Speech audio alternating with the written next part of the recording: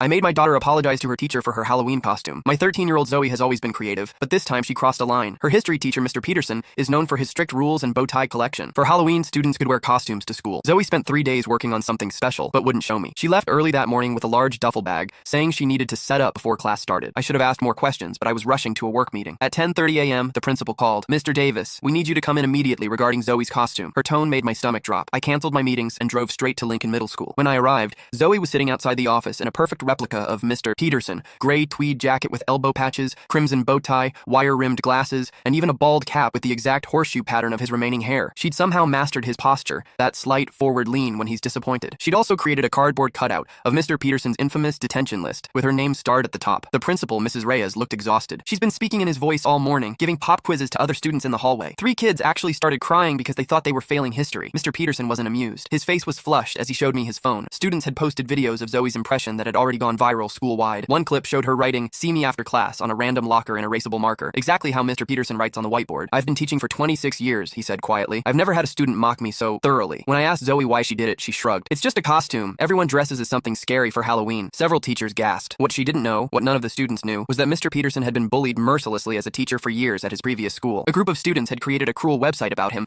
that eventually forced him to transfer. This wasn't just a harmless joke to him, it was reopening old wounds. Mrs. Reyes suspended Zoe for 3 days, which seemed fair. On the silent drive home, I struggled to find the right words. Zoe kept insisting she didn't understand why everyone was so upset. "You didn't just dress like him," I finally explained. "You turned him into a caricature. You reduced a complex person with feelings to a joke." But Jenna dressed as Principal Reyes last year and everyone thought it was hilarious. Even Mrs. Reyes laughed. "Did Mrs. Reyes give you permission to imitate her? Did you ask Mr. Peterson?" The silence told me everything. We spent that evening talking about empathy, about how humor at someone else's expense isn't really humor at all. I shared stories from my own teenage years when I'd hurt people without meaning to, and how I still regret some of those moments decades later. That night, Zoe couldn't sleep. Around midnight, I found her at the kitchen table with art supplies scattered everywhere. She was creating a handwritten apology letter, carefully illustrated with historical figures they'd studied in class. At the bottom, she'd drawn a small bow tie collection with the note, "These aren't a joke. They're actually really cool." When her suspension ended, Zoe returned to school carrying both her letter and a small gift bag containing a bow tie she'd bought with her allowance. It was navy blue with tiny gold stars. "Because you said history helps us navigate," she explained in her note. I watched from the car as she nervously approached Mr. Peterson in the hallway before first period. He accepted her letter, reading it carefully while students streamed past. His expression remained neutral until he reached the end. Then he nodded once, firmly, before carefully folding the paper and placing it in his jacket pocket. He didn't smile. He didn't immediately forgive her. But when she handed him the gift bag, his shoulders relaxed slightly. He said something I couldn't hear, and Zoe nodded before heading to her first class. That afternoon, when I picked her up, Zoe was quieter than usual. "How did it go with Mr. Peterson?" I finally asked. "He wore the bow tie during class," she said simply, "and he asked me to stay after to help reorganize the history timeline display. Is that good or bad?" "Good, I think. He said sometimes people need to demonstrate their apologies, not just say them." She looked out the window. "He also said his previous school was really hard for him, that sometimes kids don't realize when they're being cruel."